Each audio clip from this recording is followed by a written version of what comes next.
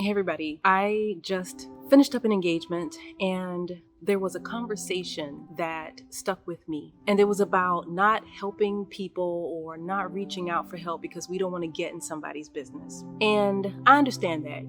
We got to be discreet sometimes. We want to be mindful of who we're talking to.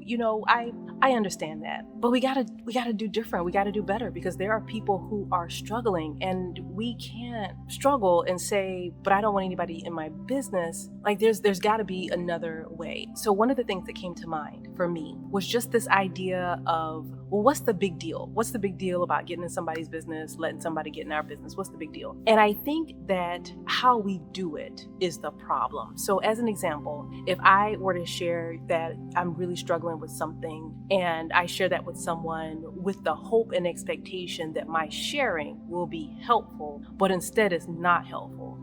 Folks are like, oh, but you just seem so bubbly and so happy all the time. Like, I'm sure it's fine, or I'm sure it'll pass, or it's gonna be all right.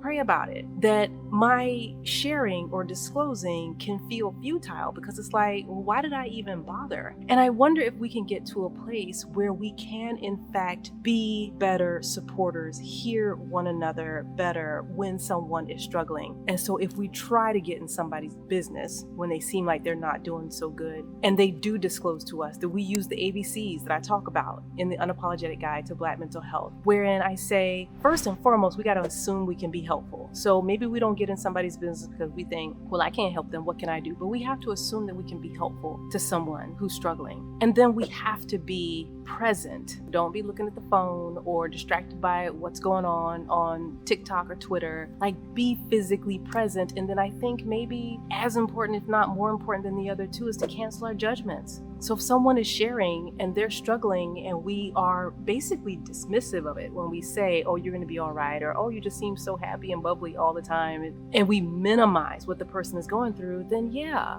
people are like, why bother? But if we can be present and we can say things like, goodness, that just sounds like a lot.